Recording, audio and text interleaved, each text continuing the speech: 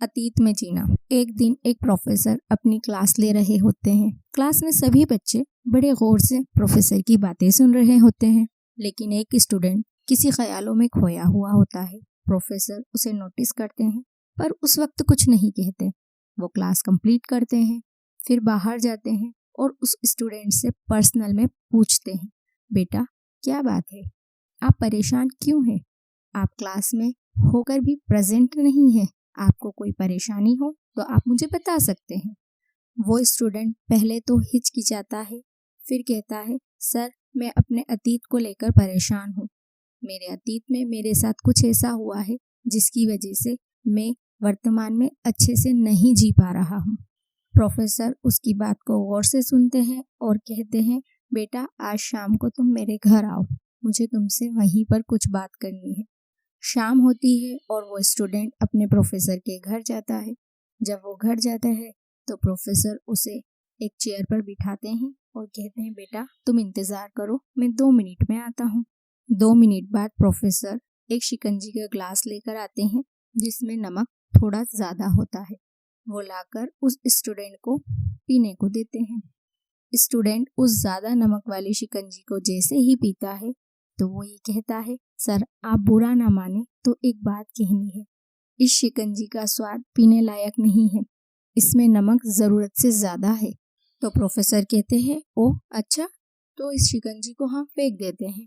वो स्टूडेंट कहता है, नहीं सर इसे फेंकिए मत, इसमें आप थोड़ी सी शक्कर डाल दीजिए, इससे इसका स्वाद बैलेंस हो जाएगा और इसे फेंकने की भी ज़रूरत नहीं पड़ेगी और ये पीने लायक हो जाएगी। तो प्रोफेसर उसी वक्त उसे ये बात कहते हैं, बेटा देखो आपको बात समझ में आई, हमारी ज़िंदगी में उतार चढ़ाव आते रहते हैं, हमारे अतीत में बहुत कुछ घटनाएं घटती रहती हैं, लेकिन हमें ये सोचना है कि हमें उसे बैलेंस कैसे करना है।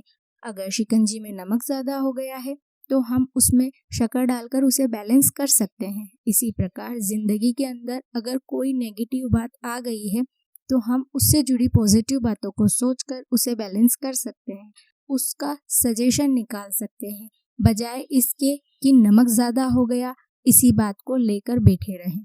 अगर हम इसी बात को लेकर बैठे रहेंगे कि हमारी शिकंजी में नमक ज़्यादा हो गया या हमारी ज़िंदगी में तो इस वक्त ये चीज़ हुई थी और हमारे साथ इतना बुरा हुआ था और हमने इतनी मुश्किलों से ये वक्त गुजारा था, तो हम अपना प्रेजेंट कब जिएंगे और हम अपने फ्यूचर के लिए सुनहरे सपने कब देखेंगे। अगर हमें अपना फ्यूचर अच्छा करना है तो उसके लिए हमें प्रेजेंट में जीना होगा, प्रेजेंट को एक्सेप्ट करना होगा और पास्ट में हुई हुई चीज़ों को भूलना होगा या उन गलतियों को ख़त्म करने के लिए प्रेजेंट में प्लान बनाना होगा, उस चीज़ से निकलना होगा और अपनी ज़िंदगी को एक नई राह दिखानी होगी।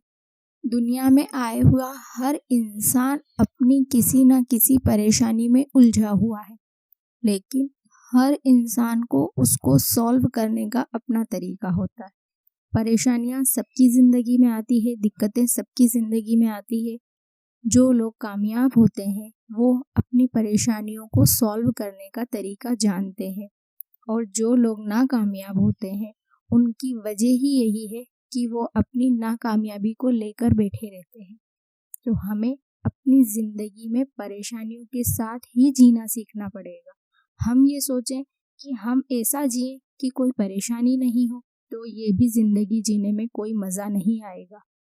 असल में ज़िंदगी जीने का मज़ा ही परेशानियों के साथ है, क्योंकि जब हम परेशानी में होते हैं तो हम अपनी ज़िंदगी को बेहतर बनाने के बारे में सोचने लगते हैं और जब हम उस ख्यालों में जाते हैं, उस चीज़ को सोचते हैं और उस सोच को कामयाब करने के लिए जो प्लान बनाते हैं वही तो हमारी प्रेजेंट की ज़िंदगी होती है। तो हमारी प्रेजेंट की ज़िंदगी हमारी फ्यूचर पर डिपेंड होनी चाहिए कि हमें फ्यूचर में क्या करना है, ना कि पास्ट पर डिपेंड होनी चाहिए कि हमने पास्ट में क्या किया या हमारे साथ पास्ट में क्या हुआ।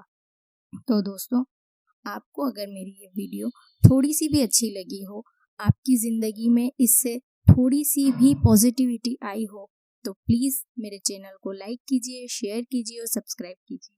मिलते हैं नेक्स्ट वीडियो में। Thank you for watching.